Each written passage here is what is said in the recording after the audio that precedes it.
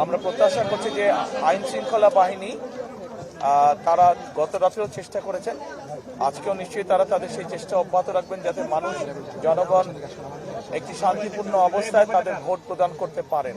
কারণ গত এক যুগেরও বেশি সময় ধরে মানুষ এই অধিকার থেকে বঞ্চিত ছিল। আমরা কনফিডেন্ট, আমরা আশাবাদী জয়ের ব্যাপারে। আমরা অন্তত এতটুকু অবশ্যই প্রত্যাশা করছি যেখানে আমরা খুব সুন্দরভাবে দেশ পরিচালনা করতে সক্ষম হব। আমরা মনে করি যে মানুষ যদি বেরিয়ে আসে, সাধারণ মানুষ, এই দেশের মালিক হচ্ছে মানুষ, এবং তারা যদি বেরিয়ে আসে, তারা যদি তাদের অধিকার প্রয়োগ করে, ভোট সংখ্যা যত বেশি বাড়বে, ভোটারের সংখ্যা যত বেশি বাড়বে, আমরা বিশ্বাস করি যে সকল ধরনের ষড়যন্ত্রকে প্রতিহত করবে। সমগ্র দেশের মানুষ যেখানে একটি দ্রুত তারা যা ভোট দিয়ে এসছে তার ফল তারা দ্রুতই চাইবে।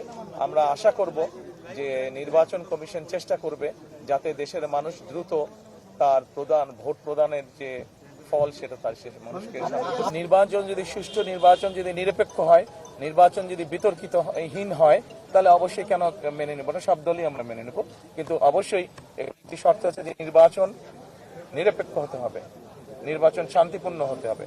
আমরা যেসব অনাকাঙ্ক্ষিত ঘটনা দেখছি, যেভাবে মানুষকে বিভ্রান্ত করার চেষ্টা হচ্ছে, সেই এরকম বিষয় তো অবশ্যই মেনে নেওয়া যাবে না, কেউই মেনে নেবে না। আমার কাছে মনে হচ্ছে যে ভোটার উপস্থিতি, আমি যতটুকু ঢাকা শহরের দেখেছি, আমার কাছে মনে হচ্ছে আলহামদুলিল্লাহ মানুষ অত্যন্ত উৎসাহ ভরে তার ভোট প্রয়োগ করতে যাচ্ছে। 17 বছর ধরে বাংলাদেশের কোটি কোটি মানুষ, কোটি কোটি ভোটারই ভোট থেকে বঞ্চিত ছিল, ভোট প্রদান থেকে বঞ্চিত ছিল। আমি মনে করি যে এটা সমগ্র বাংলাদেশে যে প্রায় 13 কোটি ভোটার আছে, সকলের জন্য একটি উল্লেখযোগ্য দিন, সকলের জন্য একটি স্মরণীয় দিন আজকের দিনটি।